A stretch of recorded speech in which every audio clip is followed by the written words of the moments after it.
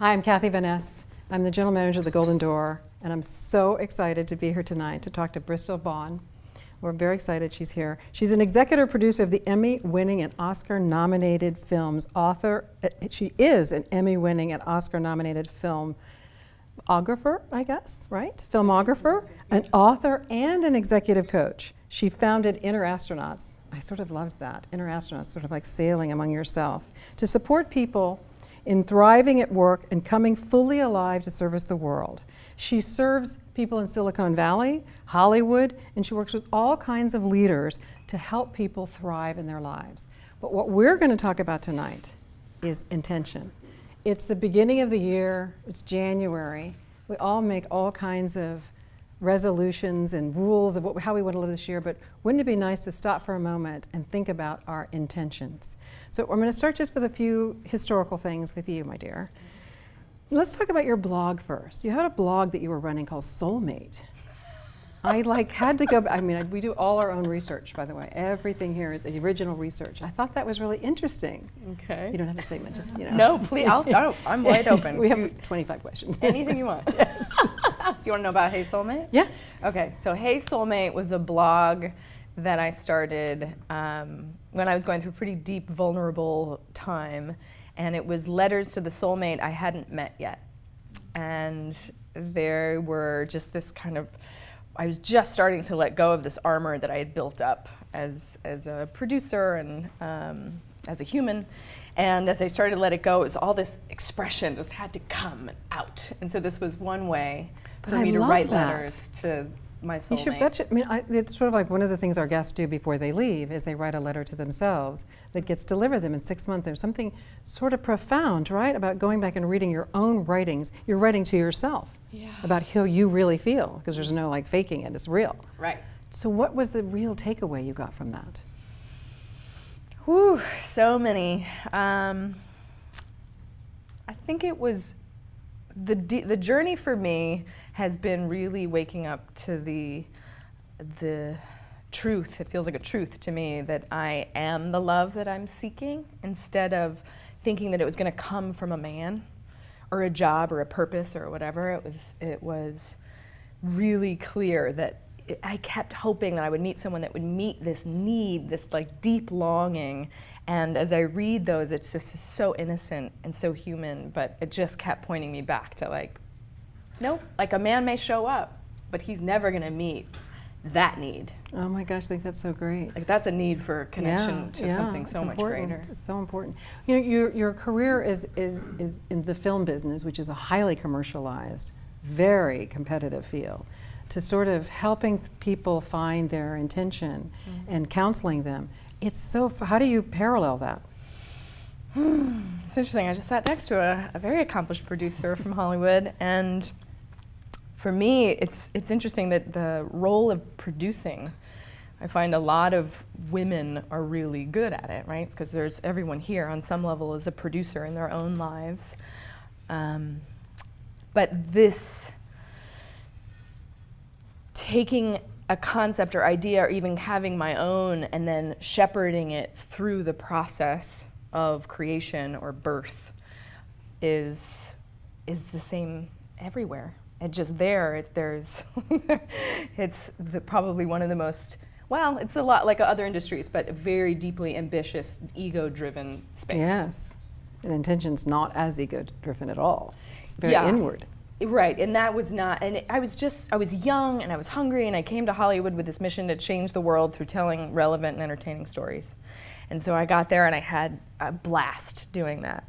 But I realized at some point that all of that energy that was driving me was really trying to prove my worth through the amount of success I could reach.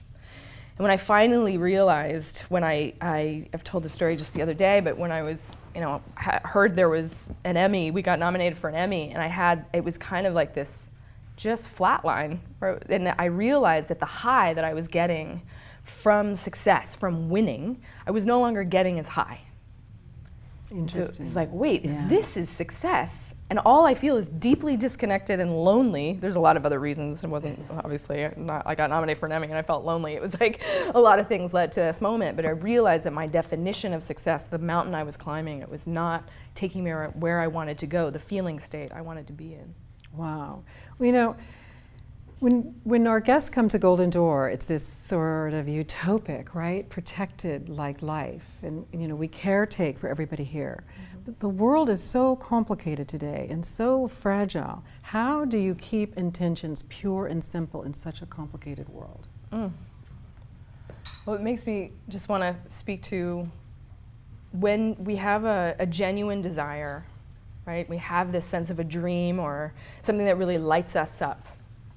And immediately there's usually some other response inside, right? Like, oh no, I can't do that, or oh no, that's not gonna make enough money, or oh, I don't know about that. You know, there's a contracting right after that. So it's how do we, keep that a little bit of space where it's safe enough for that little seed of a curiosity to expand and to grow and to nurture it and create just that safety inside of ourselves, because the world is always going to be crazy. Always. It feels like it's getting more and more crazy, but that's why places like this, where we get to just wake up to the whole concept that it's within ourselves.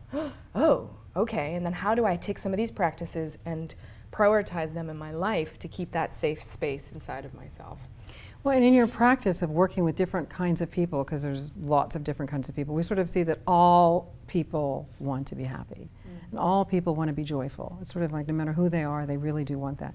But do you see different sort of methodologies or different sort of qualities in people that some people can get there easier than others? Or is it's just that they just didn't know how to get there?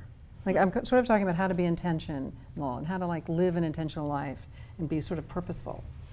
I think it's hard for most everyone.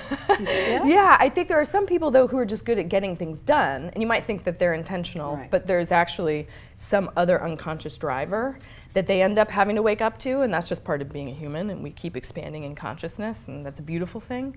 But I think what you're asking is, it's around how.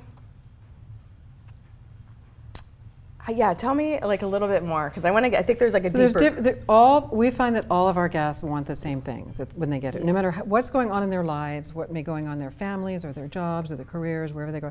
At the end of the day, when they come here, they all want to leave with the same sort of result. And no matter what path they all maybe paralleled or going down to get to this sort of common place, we know that all of the humans and all of these guests want to feel good and purposeful, and that they've taken some time to maybe take an inventory of themselves, right? And stopped for a moment and looked at the trees and the flowers and the birds and just breathe. Do you find though that when you're in a practice, you're not like here in this like world that sort of guides you to that place, is it hard to see the differences of people to get them all to the same place? Oh yeah. No, I think that, but there's always these themes. There's these common themes where everybody thinks it's going to come from outside of them. That if they can just get that yoga practice down, or the one thing, or the one action or behavior shift, that's going to all of a sudden open to this new way of being. When in reality, that is essential. Having the spiritual practice mixed with inner work. So identifying, okay, what is the feeling state I want to cultivate in my life? And then what is the unresolved spiritual material, emotional, psychological material that stands between me and the feeling state I'm seeking. And life will show us. It's so what's a practical method to make that happen? Well, I mean, I think there's a ton of stuff. Because that's what we want. We want the path, right? Right. We want the path. We want the path. I think path. it's finding out what works for you. So coming to a place like this and sampling a bunch of different healing modalities, identifying, okay, wait a second, this starts to move energy inside of me. There's healing I feel on this table. There's these moments that I start to get cracked open and some vulnerability. And then starting to realize, okay, that works for me, that works for me, that works for me. Because life, I find that the universe is always trying to show us how to find the truth of who we are. And we have to meet it halfway with awareness. And so it's here that we just start to just get the skills, and then we have to dedicate. It's like my teachers talked about this idea of really finding fulfillment is in 50-50. 50% input, 50% output. So it's like here we get to do 99.1. Like it's such a gift. Yeah. And then going back into our lives, it's like what is it that stands between me and feeding my soul 50% of my time? While you're not here. Yeah, while you're not here. In the real world. Because the world, in my experience right now, like the world is demanding it. We cannot continue to play the game like we've been playing it. I mean, you were out fighting greenhouse gases. Yeah, What was all it? morning, greenhouse gases. Greenhouse gases all morning. Yeah. It's like, and what gives me chills is to To sit. not overuse them, by the way, not to use them, to stop it. And what's so exciting about being in a room like this with women that are prioritizing this work or prioritizing this play, we don't even need to call it work, this rest, this rejuvenation, these skills.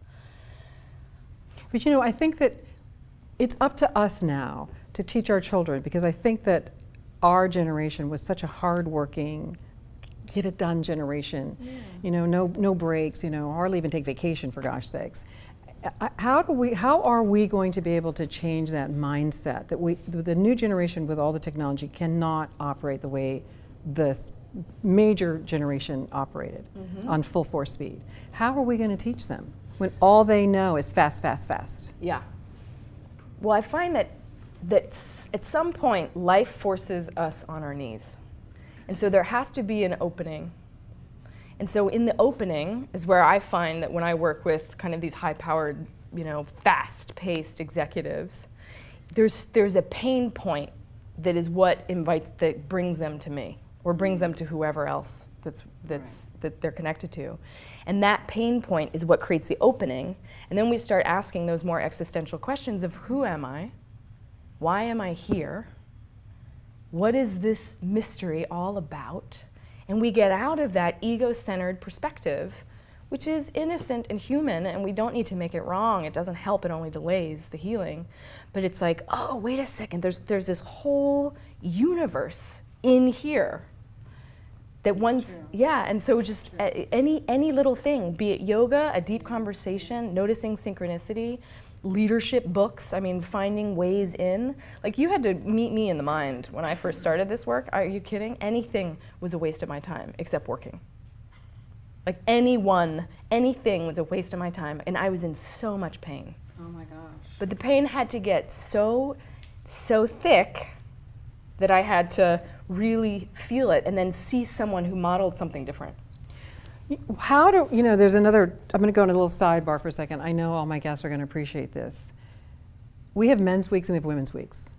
When our men come, they know they have the support systems at home to take care of themselves. Secretaries, wives, offices, all kinds of people to take care of them. And one of the things we find with our women guests sometimes is guilt.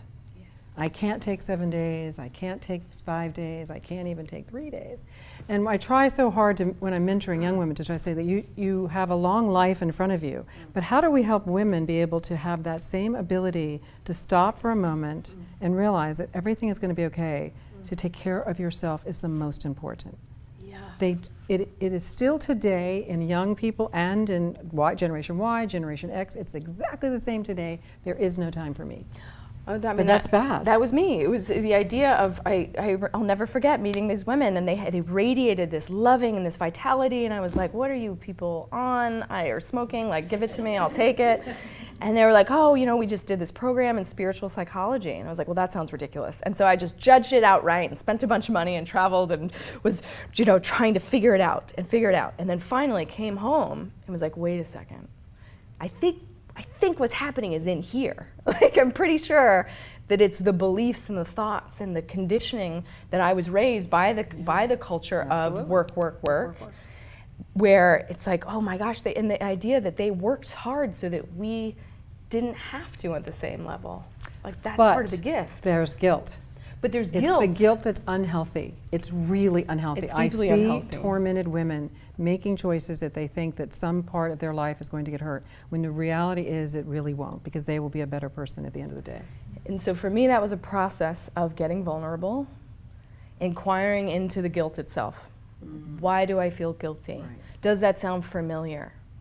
Oh, wait a second, that's Judeo-Christianity. Like, there's a deep foundation of belief that a lot of this is built on. And I'm not saying anything negative about that belief, but there's this aspect of guilt that was supposed to motivate humans to be better people. Right.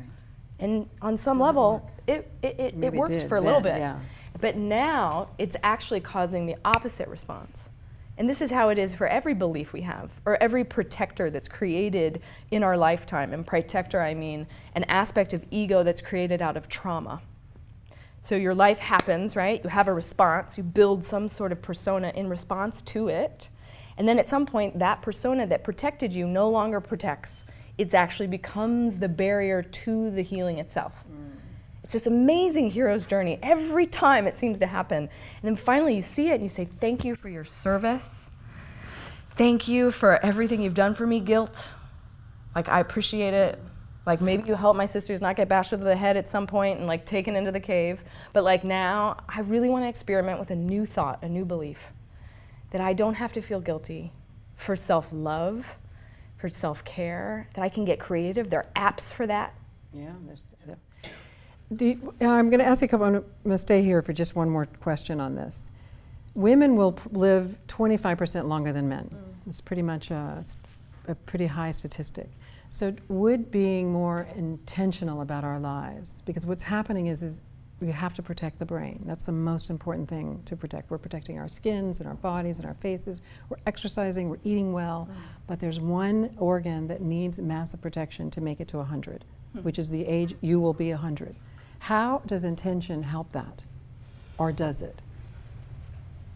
How does intention protect the brain? Keep the brain nimble and keep the brain taking care of you and keeping focused on your own health. Well, it's so interesting. And knowing that you're going to have to add a whole bunch of years on, and you already had this, like these steps of all this work. Yeah. Well, it's so Does it funny. help? I'm almost an opposite response, where it's like some of the most youthful people, right, that I see, or enlightened, I would say, people, like the Dalai Lama, right?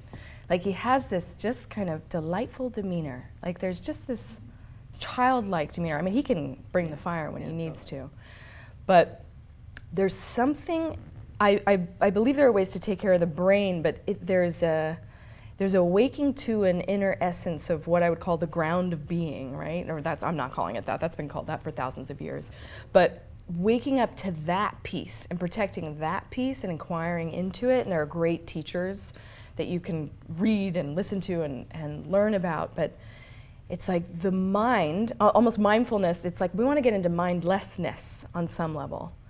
It's like recognizing that this is one aspect, this is one gift that we have.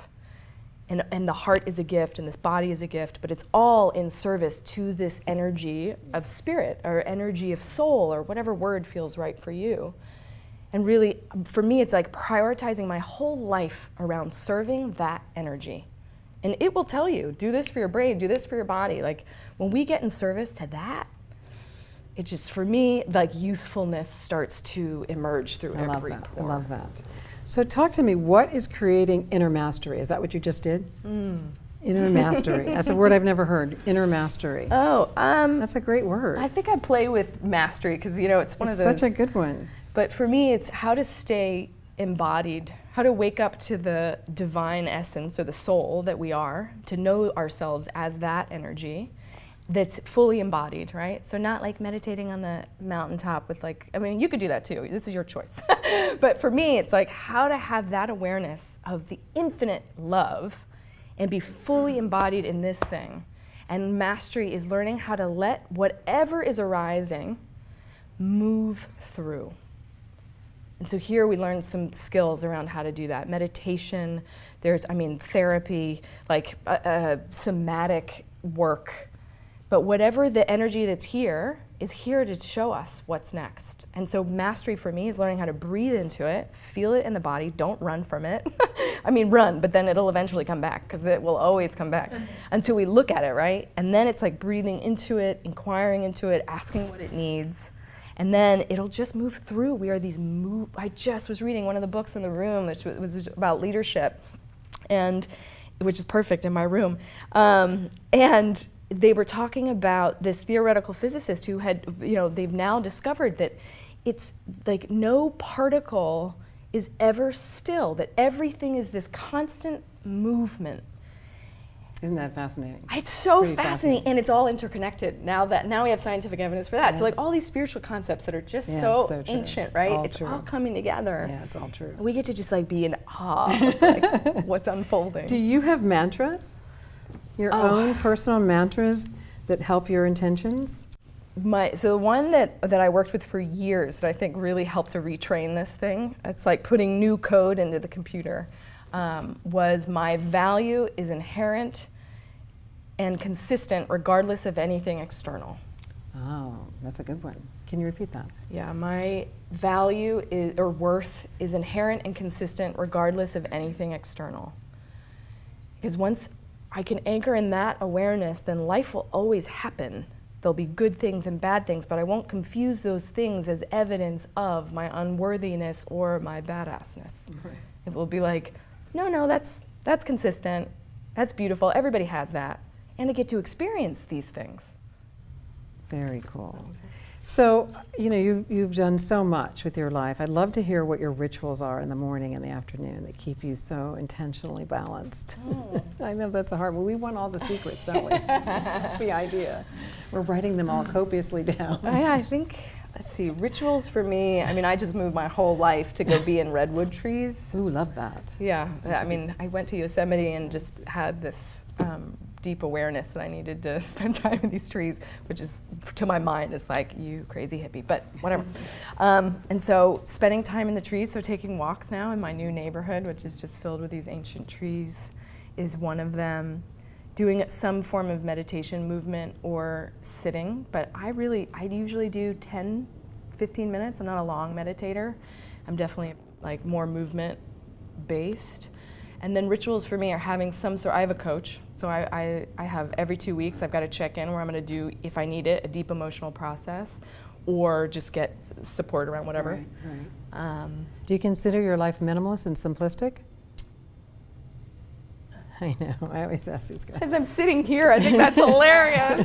I love it. I think more than ever, I'm just excited to see what spirit has in store. I'm just like, okay, this week it's luxurious and magical. Right, and then next week I go to this shared home with 3 other women and I'm gonna be in that environment and see what that's like, and that's new. So it's a little bit of both. I agree. Okay. Yeah. What kind of advice do you give people who are looking to build passion in her life who might be missing it? Passion is very important. To be gentle, to be so gentle with yourselves. Because when the passion, for me, and for people I work with, so I see it now a lot, but usually when the passion's gone, there's just needs some space and room for healing. That there might be something that happened a long time ago or something that just happened last year, but there's some heartbreak that might need some attention. And so to do some healing work in whatever way works for them, because at some point there's some thought that about our own creativity, about our own capacity, that's usually blocking the passion. And so it's just having faith it'll come back and doing some healing work. Is there, I found a lot of very interesting intention stories. What about food? Mm-hmm. Are you intentional about your food? More so than ever. Never like I have been here. So definitely better when somebody hands it to me. We only have 7 days. We have to do a big impact. But I found a lot of conversation about food policies and intentional eating and spiritual eating. And talk to me a little bit about that. Yeah, I now cook for myself. I want to eat veggies out of my own garden. All this is brand new in the last few years. So it feels like the more kind of spiritual I get, then the more I want to do those kinds of things.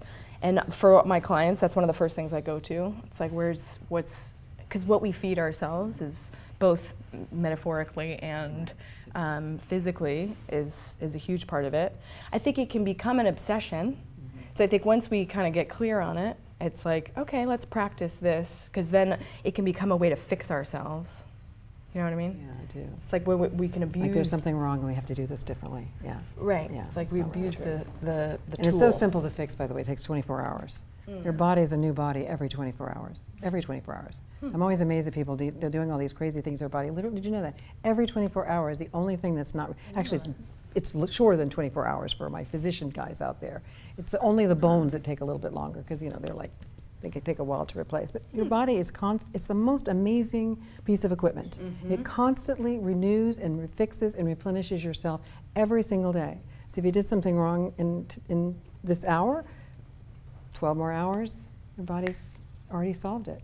You don't have to solve it. I would love to add to the passion piece that getting into your body is the best way to, first of all, do the healing work, and second, to tap back into passion. Because every feeling state is happening through this thing, but this whole world seems to be built to get us out of it in some way. Like there's some way that we kind of cut ourselves off and live in here.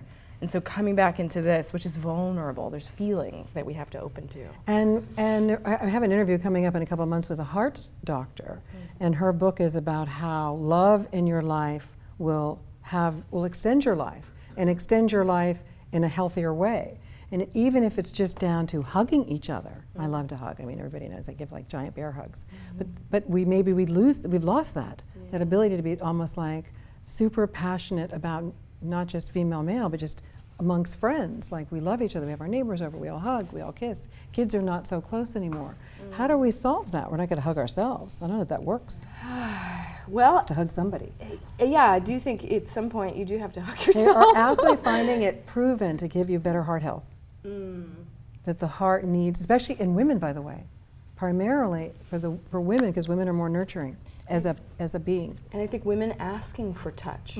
Yes. Like that feels like it's almost safe enough to do. You know, obviously not everywhere, but it's women having the courage to say, can you just hold me right now? Or can you touch me in this way? Or, I mean, sexually and non-sexually. Right. But that piece was a huge aspect of my own transformation, was learning how to ask for the kind of touch that I wanted. Yeah, you can't not have that.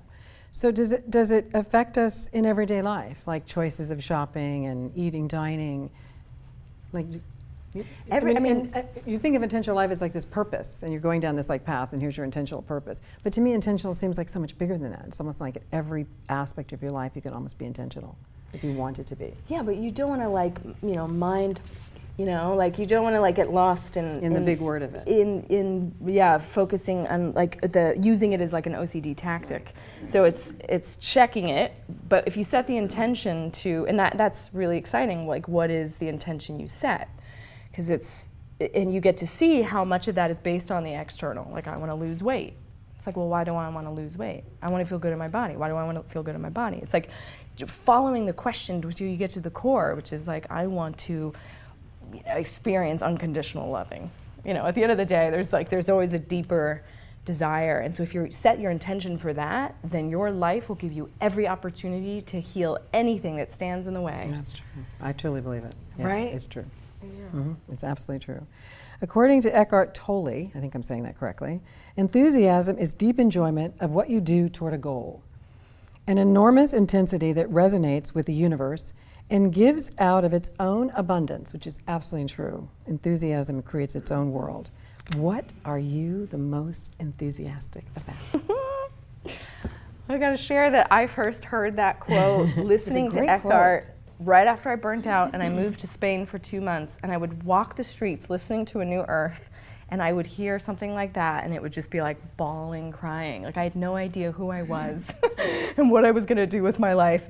And that was the essence of what I knew I wanted. That's a great line. Was to come into alignment. And Oprah just had a quote recently at the Globes that really says what I do so perfectly, which is, how do we take our personality and get it into alignment with what our soul came here to do? I love that. Right? Yeah, like, I love that. Like for a lot of people, they're like, love that. what does that even mean? Yeah. It's like, yes, like live into that question. Yeah, that's a good one. Like that, and so that's what I'm excited about. I'm really enthusiastic about learning that even deeper on the more subtle levels for myself, and supporting others through kind of the content and stories that I create and the coaching work. But that alignment is, especially for women, it's like what the Dalai Lama said, that the world is going to be saved by the Western woman. I think he's right. Right. And as we do that, we become, forces I agree. of good. Are you writing a book? I'm really anxious to read this book called Permission. Oh, yeah. Is that right? Yeah, so my mom, well, I'm having a response because my mom and I are slowly working on this book, but she's been struggling to fully allow herself to express. And so it's been an interesting dance, but we're working on a book that's all about healing intergenerational patterns between parent and child. Yeah. And so it's very vulnerable and very, we've done a lot of work on our relationship, and she's such a gift to me. Oh my gosh, good. Yeah. So what's next? What's next? Well, to continue surrendering to this experiment of, like, I set, probably 3 years ago, just set the intention to say yes to whatever spirit, has in store. So I've spent a lot of time being still, which my mind despises, and had to work with that.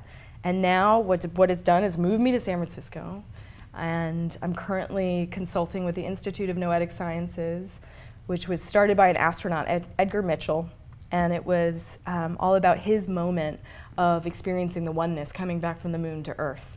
And so he started this institute, wow. And so I'm consulting with them around creating virtual reality experiences for people to experience that themselves. And then I'm also trying to create a virtual reality AI version of John Muir, if anyone knows John Muir. Yeah, lots of nods. He's a poet of the wilderness, and he transmits and transmutes, but transmits this just, what I consider this just pure divine delight and connection to nature that is healing just to come in contact with. Wow. Yeah. At the end, as I promised you all, I would get you out for your hikes on time. At the end of every interview we've done, one of these days I'm going to pull all these quotes. We always ask our guest to give our guest, which you are my guest, but these are our guests, a golden nugget. So even though we've gotten lots of golden nuggets tonight, this is a golden nugget that you get to take home as an end to our thing. What is the golden nugget for our guest tonight from you, Miss Bristol?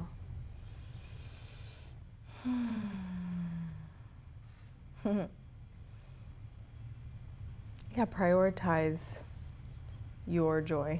Prioritize your soul. It's not selfish. It's not selfish. It's so necessary for this planet to survive. Not the planet's going to survive fine. For us to survive on this planet, I think the nugget is to just prioritize it. And if there's any voice that comes up that's selfish or wrong or whatever, it's like, thank you very much. I'm going to run an experiment and just see what happens when you prioritize your soul and see what how your kids respond, how people around you respond. Like you are walking permission for people to do the same. That's been my experience.